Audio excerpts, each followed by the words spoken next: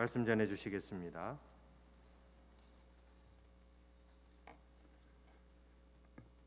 예루살렘으로 올라가 십자가를 지게 되고 3일 후에 다시 살아나신다고 말씀하신 예수님의 그 말씀을 사랑하는 제자들은 어떻게 기억하고 어떻게 실천하고 있는지를 돌아봅니다. 예수님 부활하셨습니다. 도마는 그 예수님의 부활을 내가 직접 만져보고 그리고 옆구리에 손을 넣어보지 않고는 믿을 수 없다고 지금 의심 가득한 가운데 있습니다. 믿지 않습니다. 엠마오로 내려가는 제자들은 실망과 좌절에 빠져서 더 신앙이 부활의 신앙을 받아 성숙하고 성장하지 못하고 내려가고 또 내려가는 가운데 있습니다. 베드로를 비롯한 6명의 제자들은 예수님의 제자의 그 신분도 그리고 자신들의 자리도 신앙도 다 잃어버리고 3년 전의 직업으로 돌아가 티베리아 바닷가에서 고기를 잡고 있습니다. 부활하신 예수님이 일일이 찾아가십니다. 만나주십니다. 사랑하는 주님, 이 시간 주님 앞에 기도합니다. 부활하신 예수님 부활절 둘째 주일 예배를 드리는 성서중앙교회의 이 자리에도 주님 찾아와 주시옵소서. 말씀하여 주시고 만나 주시기를 원합니다. 부활의 신앙을 체험할 수 있도록 도우시고 경험할 수 있는 신앙의 경험자가 되기를 원합니다. 순서에 따라 예배를 드리고 있습니다. 오늘 예배를 위해서 특별히 기도하여 드린 장로님의 간구하심을 응답해 주옵시며 임마누엘 찬양대의 거룩한 성호를 주님 받으시옵소서. 말씀을 통하여 선포할 수 있도록 오늘도 종을 세워주심을 감사하며 시공간을 초월하되 부활하신 예수님이 친히 살과 뼈를 갖고 음식을 나누시면서 육신의 부활을 증거해 주신 그 모습 그대로 이곳에 함께하여 주옵소서. 예수님 이름으로 기도드립니다. 아멘. 앞에 스크린을 봐주시기 바랍니다. 고린도전서 주보를 보시면은 15장 42절에서 49절까지 부활의 장 고린도전서 15장을 통해 바울이 부활 이전의 우리의 몸은 어떻고 부활 이후의 우리의 몸은 어떤 성격을 갖고 있는가를 비교해서 말씀합니다. 거기에 덧붙여서 누가복음 24장 37절에서 39절은 예수님이 부활하셔서 친히 나타나십니다.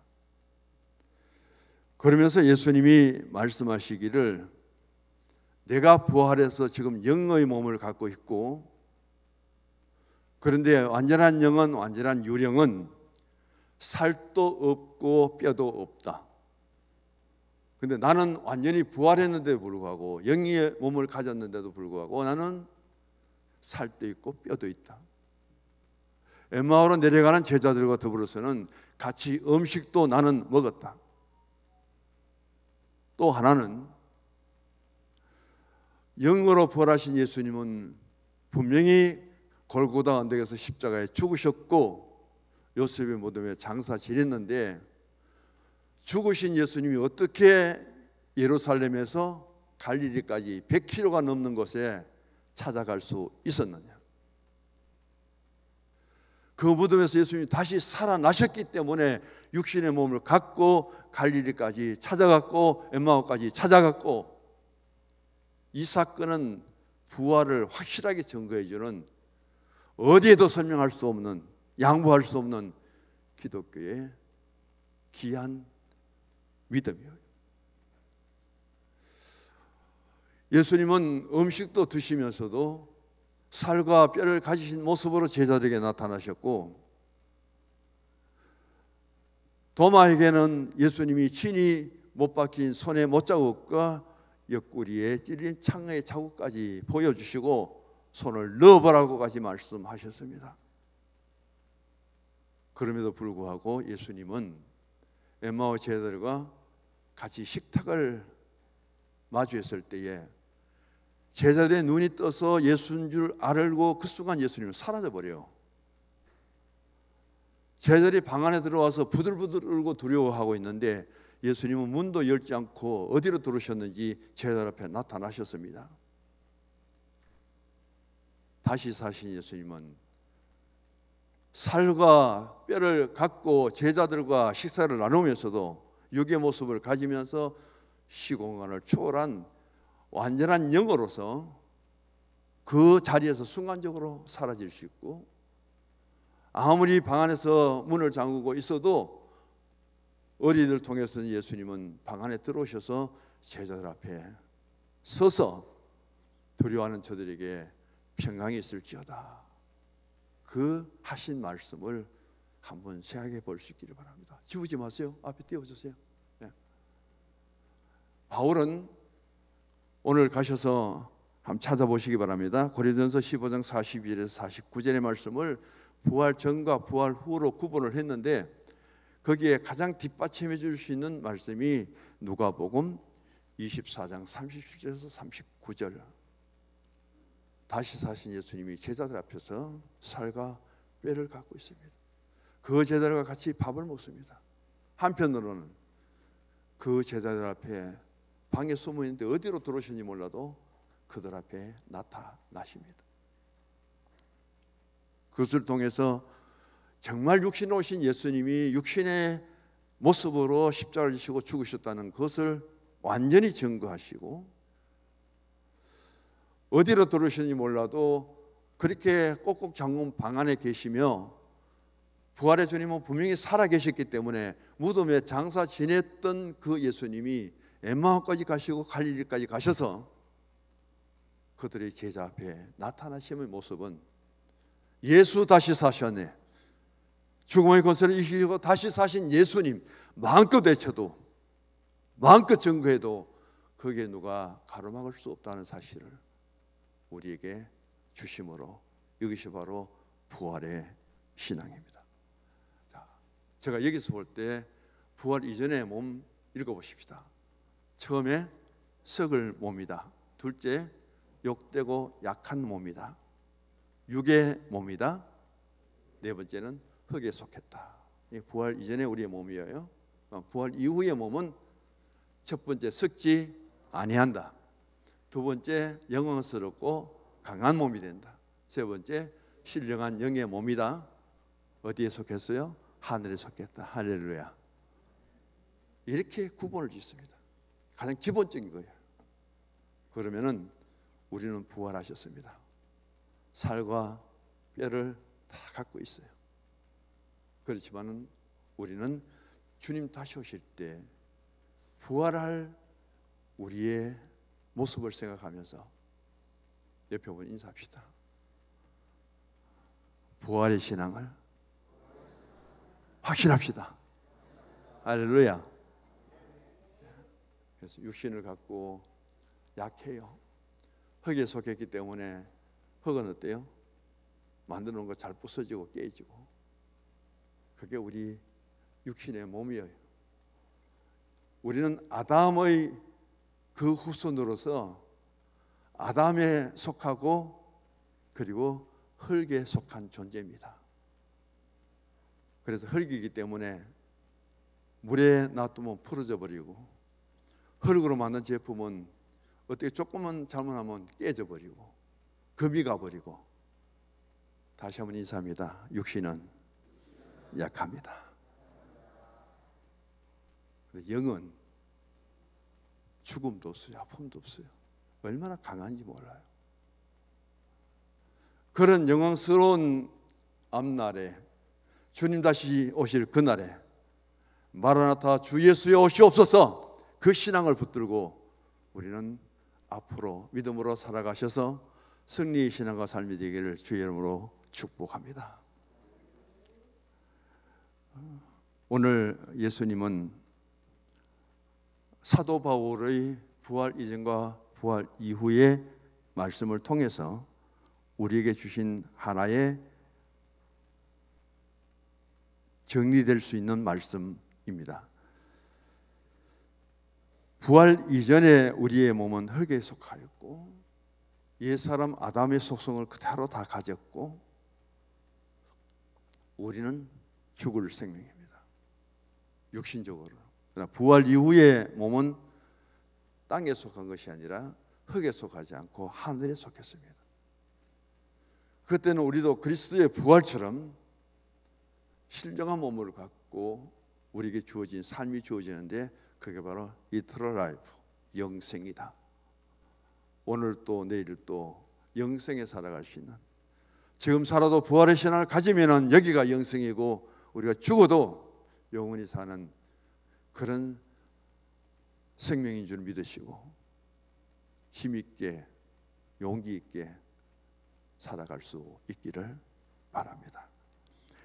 어느 책에서 베드로의 약점 3가지를 지적했더라고요. 첫 번째는 굉장히 충동적인 사람이고 순간적으로 생각 없이 자기 할 말을 해버리는 사람이다.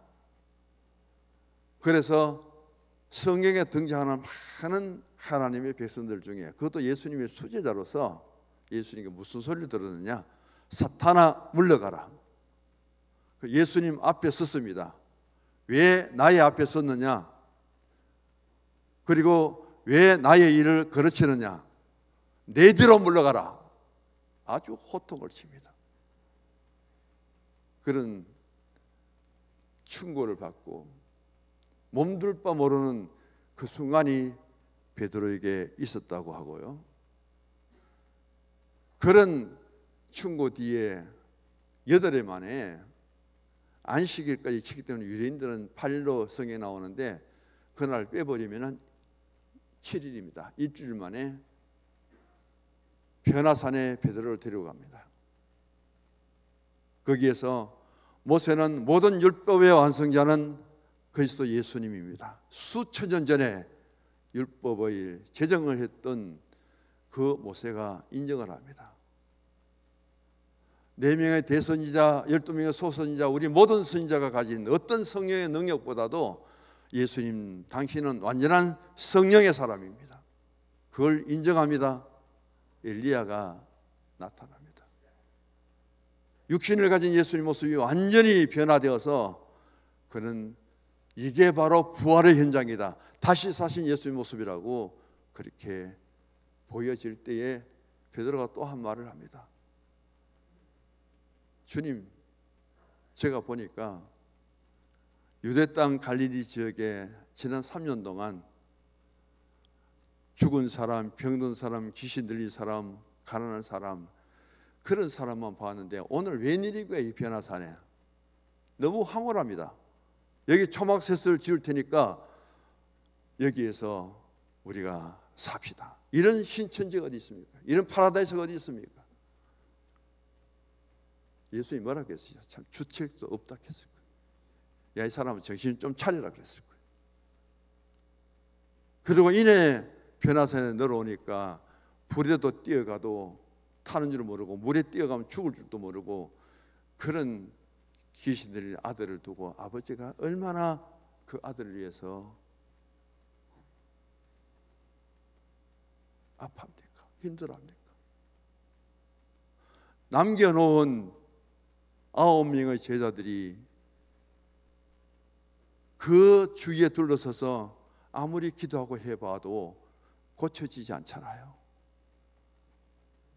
예수님 내려오셔서 그것을 고쳐줍니다. 이 믿음 없는 제자들아, 이 믿음 없는 사람들아, 그 책망을 받을 때 산상에서 변화산에서의 베드로의 그 했던 말들은 옳았습니까? 다 틀렸습니까? 그게 참된 고백입니까? 아닙니까? 산 아래만 내려오니까 현실은 아닌데요. 신앙이 추상화되고 신앙이 이상화되어 버리면은 현실하고 갭이 멀어져 버려요. 그 사람들이 전부 사입이에요.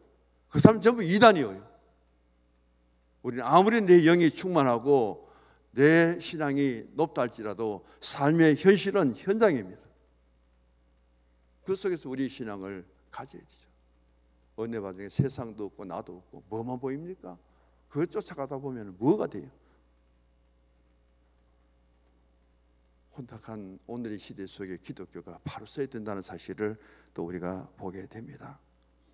그러던 베드로가 예수님이 빌라도 법정에서 신문을 받습니다. 여기서 사형운동을 받게 되는 거예요. 물집이 서서 자기는 춥다고 불을 쬐면서 그 순간에 그것도 신분이 종입니다. 여자 종이에요. 보잘것 없어요. 너도 저 신문받은 예수와 같은 당이지 같은 부류에 속하지 나는 아니라고 부인하고 나머지 예수님을 저주까지 해버립니다. 죽기까지 주를 따르겠다던 그 고백 앞에 예수님은 큰 소리 치지 마라. 오늘 밤 닭 우리기 전에 너는 나를 3번 부인한다. 그대로 이루어지잖아요. 통곡했던 베드로의 모습을 이 사람은 충동적으로 신앙생활하지 마라. 충동적으로 준비 없이 장담하지 말고 큰 소리 치지 말아라. 베드로의 가장 큰 약점이다. 두 번째입니다. 예수께서 재판을 받으실 때 어떻게 그렇게 자신이 장담했는 모두가 다 주를 버릴지라도 나는 주를 버리지 않겠습니다.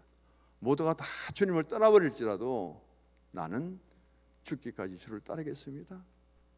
그러던 베드로가 그날 몇 시간을 못 견뎌서 주님을 모른다고 부인까지 해버리는 이런 성격을 가진 사람이 누구냐? 베드로라는 거예요. 세 번째는 이 베드로가 사도 바울에게 엄청나게 충고를 받습니다. 유대의 입장에 따르면은 예수 믿고 구원을 받을지라도 할례를 받아야 되고 율법을 지켜야 됩니다. 15장 사도행전에 예루살렘 공의회를 통해서 이방인의 세계 속에 바울의 선교를 통해서는 예수 이름으로 율법을 안 지켜도 들은 적도 없잖아요.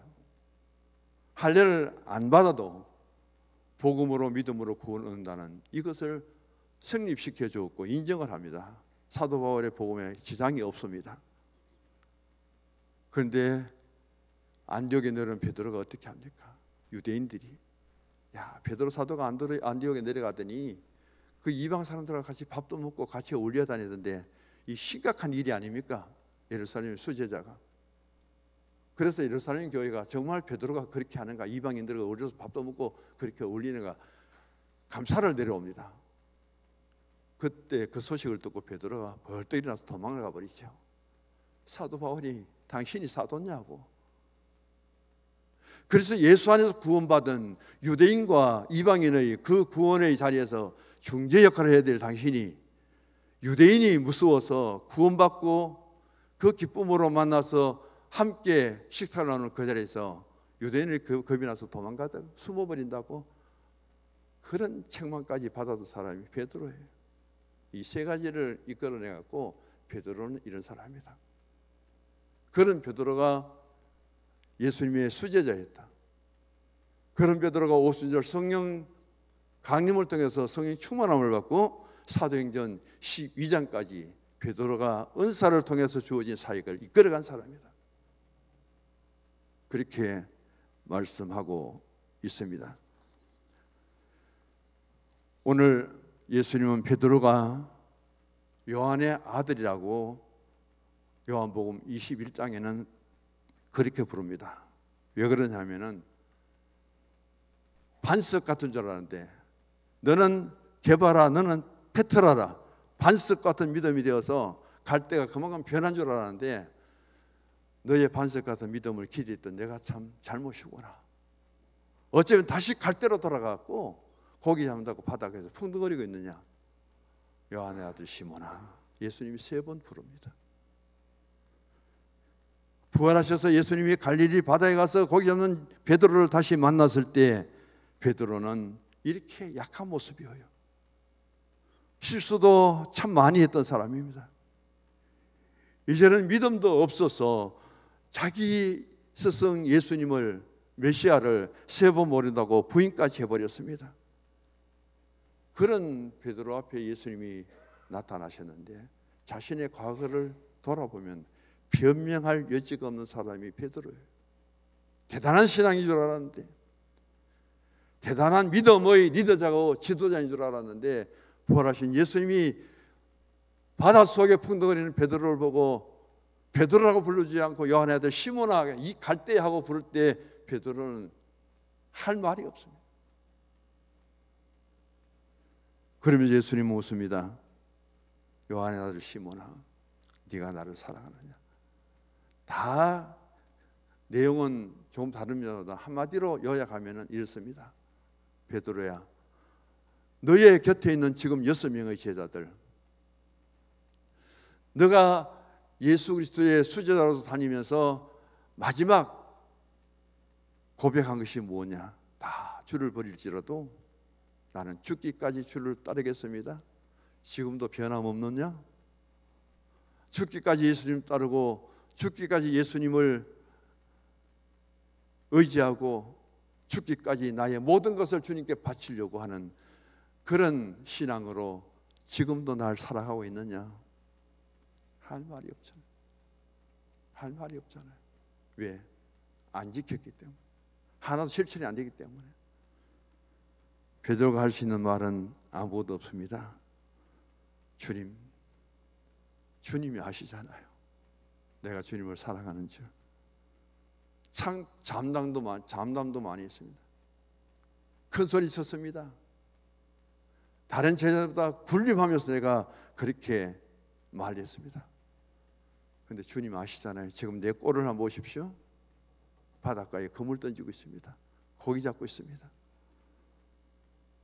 주님이 다 아시잖아요. 주님이 다 아시잖아요. 나의 약함을, 나의 실수를, 나의 변화가 아니라 변질을. 그 한마디 예수님은 다 알아들으시는 거예요. 너 스스로를 돌아보고 너를 성찰하고 그런 너의 모습이구나. 양을 잘 먹여라. 자기 관리도 못하는 베드로를 보고 다시금 신앙을 회복해서 양떼들을 잘 관리하고 잘 돌보고 잘 지켜라. 그리고 너의 약한 모습이 아니라 강한 모습으로 신앙을 굳건하게 잡고 그 양들을 다시금 교육해라. 그 말씀을 주시면서 마지막은 십자가에 거꾸로 못 박혀 죽을 까지 예수님이 예고하는데 그대로 다 받습니다. 부활하신 예수님이 갈릴리로 다시 가지 않았다. 다시 사신 예수님이 100km 넘는 부활의 몸으로 그 먼 거리를 가서 베드로를 만나주지 않았다면, 베드로와 대화를 단절했다면 그 베드로는 어떻게 되었을까요? 오늘 이 말씀은 마태, 마가 두 복음을 통해서 내가 살아난 후에 너희보다 먼저 갈릴리로 가리라. 마태 26장 32절, 마가복음 14장 29절, 8절. 그 다음에 마태복음 28장 7절, 마가복음 16장 7절. 예수님은 이렇게 말씀합니다. 내가 간다 어디? 갈릴리로. 예수님 벌써 죽으시기 전에 이 제자들이 주님을 떠나고 그들이 엄청난 영적인 변화의 사람이 아니라 하나도 변화되지 못하고 오히려 더 변질이 돼갖고 예수님 버리고 갈릴리로 갈 것을 예수님이 아셨어요. 왜 찾아갔느냐? 갈릴리에서 처음 베드로에게 폴롬이 나를 따르라 그 말 한마디 모든 것을 던져버리고 따르던 그 베드로가 왜 이렇게 변질됐느냐? 다시 갈릴리에 처음 신앙으로 돌아오라, 회복하라. 그 말씀을 위해서 예수님 다 아시고 계시는 거예요. 오늘 28장 10절 같이 읽어보십시오. 이에 예수께서 이르시되 무서워하지 말라. 가서 내 형제들에게 갈릴리로 가라 하라. 거기서 나를 보리라 하시니라. 앞에도 나오잖아요. 7절에도 보면은 너희보다 먼저 갈릴리로 가라. 우리의 모든 것을 아시는 주님. 여기에서 저는 항복할 수밖에 없습니다. 왜? 예수님은 우리의 마음까지 감찰하신다는 사실을, 내가 행동으로 옮겨서 갈릴리로 가기 전에, 주님을 버리기 전에 그때 우리의 생각까지도 미리 내다보시는 분이 누구시냐? 부활하신 예수님이에요. 그 부활하신 예수님 앞에 나는 어떤 신앙을 갖고 어떤 삶을 살아갈 것인가, 거기에 대한 대답은 우리 스스로 내려야 됩니다.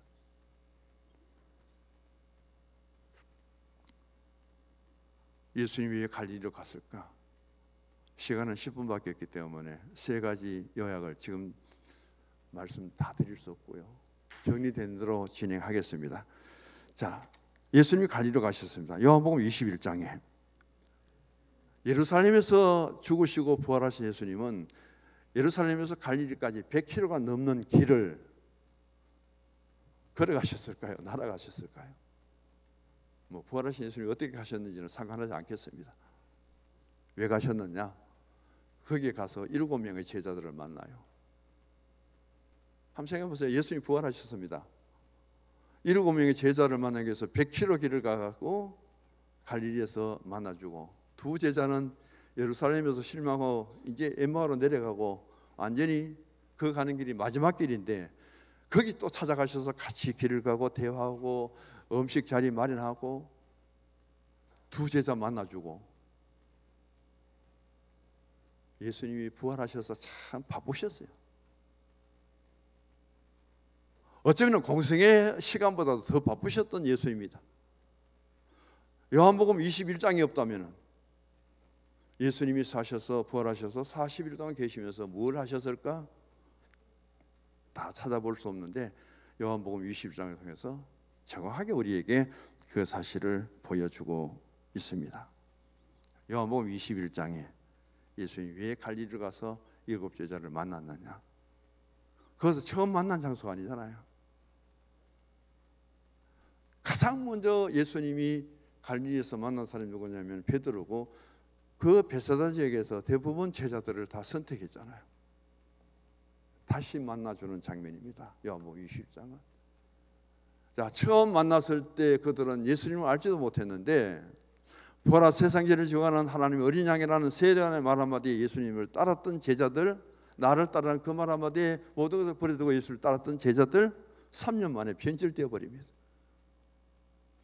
3년 만에 십자가의 사건은 그들에게 참 아픔과 고통이었을지 몰라도 부활하신 예수님 앞에 저들은 그 부활의 신앙을 가지지 못하고 완전히 절망과 실망으로 빠져버립니다. 왜 다시 만났느냐? 처음 신앙으로 돌아오라. 나를 따르는 그 말 한마디에 부모도 그리고 배도 그물도 버려두고 따랐던 이 베드로야 3년 만에 왜 이렇게 달라져 버렸느냐? 그 만남의 자리, 그 대화의 시간, 그것이 그들에게는 얼마나 복된 시간이었을까요? 그 장소가 바로 갈릴리입니다. 갈릴리에서 7 제자를 만납니다. 그리고 만나기 전에 예수님은 술 한 주간을 통해서 수없이 나는 십자가에 죽게 될 것이고 그리고 나는 3일 만에 부활할 것이다, 갈릴리로 갈 것이다. 무덤에서 찾아갔던 마리아 일행들이 향품을, 예수님 부활하셔서 바를 겨를도 없고 소용도 없어요. 그리고 돌아오는 길에 천사의 말을 통해서 갈릴리로 가라 예수님 말씀하셨다 했는데, 오늘 본문 8절을 보십시오.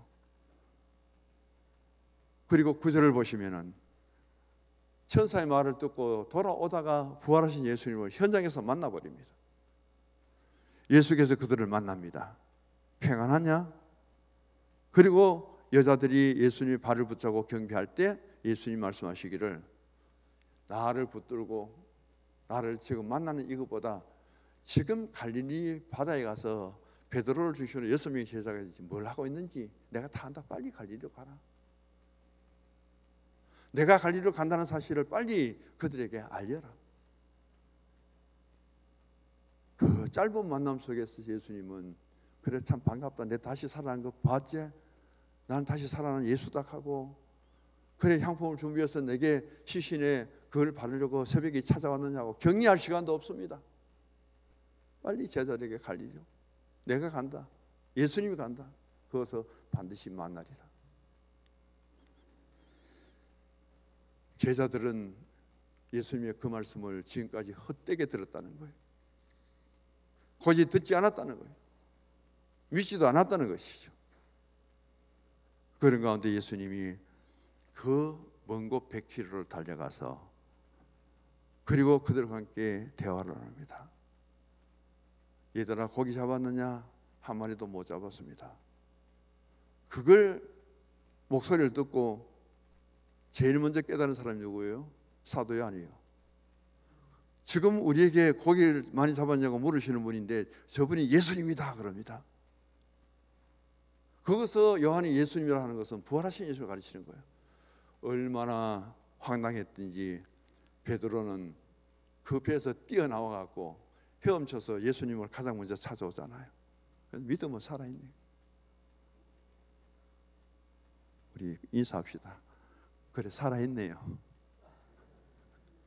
그래도 살아있네요. 아니, 자기 친구 한마디 말을 듣고 배에서 뛰어내려 갖고 헤엄쳐서 예수님께 제일 먼저 쫓아온 사람이 누구냐면 베드로예요. 베드로야 그래도 살아있네. 우리 경의해야 될 것 같아요. 그 베드로를 좋아하는 예수님 따로 만나잖아요. 나를 따로 만나주시는 예수님, 나를 따로 만나 대화하시는 예수님, 나의 허물도 실수도 다 덮으시고 네가 나를 아직도 죽기까지 나를 따른다고 했던 그 고백처럼 나를 사랑하고 있느냐?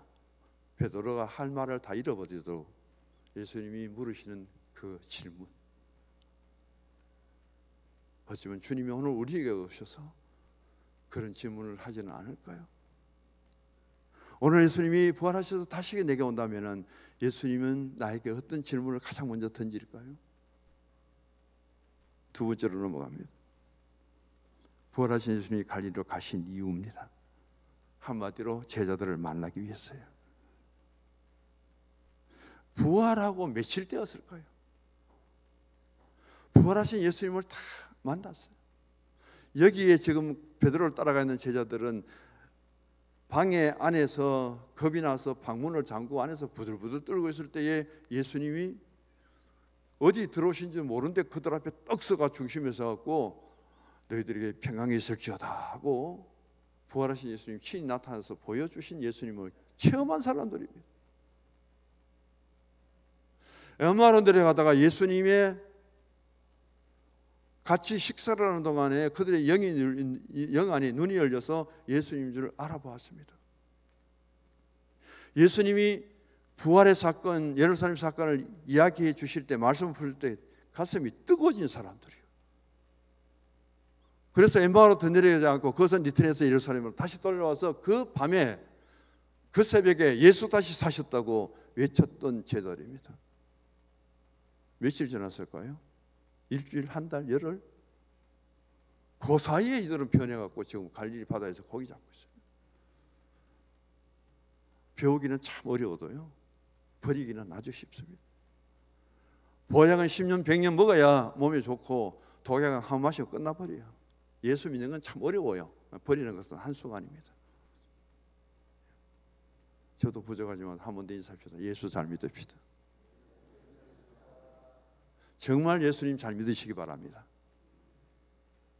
한경재 목사님이 수없이 많은 목사들을 모아놓고, 그것도 우리나라의 총회장 그런 굴지의 목사를 모아놓고 한마디 말씀으로 부탁드립니다 하니까, 목사님들 예수 좀 잘 믿으세요.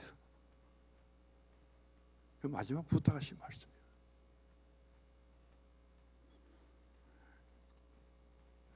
이게 만나게 되는 과정이 참 많이 있거든요. 준비를 다 했는데 한마디로 축소합니다. 왜 예수님이 100km를 달려가셔서 부활하셔서 갈릴리에 가셨느냐? 부활의 신앙도 다 잃어버리고 자기들 신분도 다 잃어버리고 예수님이 안 찾아가면 믿음도 버릴 수밖에 없는 그들의 현장에 찾아가셔서 그들을 만나기 위해서 찾아갔습니다. 그 만남이 복이죠. 주님 찾아오셨네 모시어 드리세. 찬송가가 이게 한두 번 부르는 게 아니고 많이 부르면서도 그때마다 의미가 달라지거든요. 자, 세 번째, 부활하신 예수님 부활 신앙이란 무엇인가? 베드로를 예를 들면 딱 한마디입니다. 내가 이 사람들보다 나를 더 사랑하느냐. 이 사람들 누구예요? 베드로와 똑같은 위치에 있는 제자들입니다. 누가 더 높고 누가 더 낮고 누가 더 위에서 군림할까 다투고 그렇게 질투하던 제자들에게 예수님 오셔서 이렇게 말합니다. 너가 다 주를 버리고 다 주를 떠나도 죽기까지 나를 따르겠다고 다짐했는데 지금도 옆에 있는 이 제자들보다 네가 더 그 신앙으로 나를 사랑하느냐? 단독적으로 묻습니다. 더 사랑하셨을까요? 못했을까요? 베드로에게 질문하신 예수님의 곁에는 친구들입니다. 3년 동안 같이 동역했던 이 똑같은 예수의 제자들이에요. 똑같은 제자들이다. 근데 이 제자들보다 내가 정말 죽기까지 고백한 것처럼 나를 사랑하느냐? 베드로에 대해서 제일 많이 아는 사람이 누구? 예수 외에는 이 제자들이야. 3년 동안 같이 살아봤잖아요. 같이 일해봤잖아요. 그런 베드로가 제일 앞에 서가지고 난 고기 잡으러 간다 하고 따라간 거예요. 전부 데리고 간 거예요. 베드로가 예수님 3번 부인도 한 거. 그리고 제자들 앞에서 사탄아 너희들은 물러가라 하고 예수님 앞에 섰다가 혼쭐 나는 것 누가 다 알아요? 이 자기 제자들이 다 합니다. 그럼 예수님 말씀하시기를 이 제자들보다 네가 나를 더 사랑하느냐? 부활의 신앙은 죽기까지 주님을 사랑하는 신앙이에요. 정말 죽기까지 예수님을 사랑하는 그 믿음 속에서 너의 믿음을 변질되지 않고 더 거룩하게 변화되어서 그 믿음을 지킬 수 있느냐? 여기에 대한 대답입니다. 두 번째는 성령 인도하심을 따라 살아야 됩니다. 5순절 성령을 통해서 가장 앞서서 하나님의 교회 복음이 전파된 곳에는 바로 성령 받은 제자들이 세워져 있습니다. 또 하나는 내게 주신 사명을 위해서는 내 목숨까지도 버릴 수 있는 순교의 신앙의 사람이다. 주보같이 읽습니다. 마지막에요. 성도의 사명은 부활의 주님을 믿고 부활의 주님을 선포하는 일이다. 이 사명에 열심을 다하는 사람에게는 주님이 능력을 주신다. 이 사명에 열심을 다하는 교회는 언제나 그리스도의 생명으로 충만합니다. 부활의 신앙이 나의 기쁨이며 승리며 영원한 소망입니다. 할렐루야. 아버지 하나님,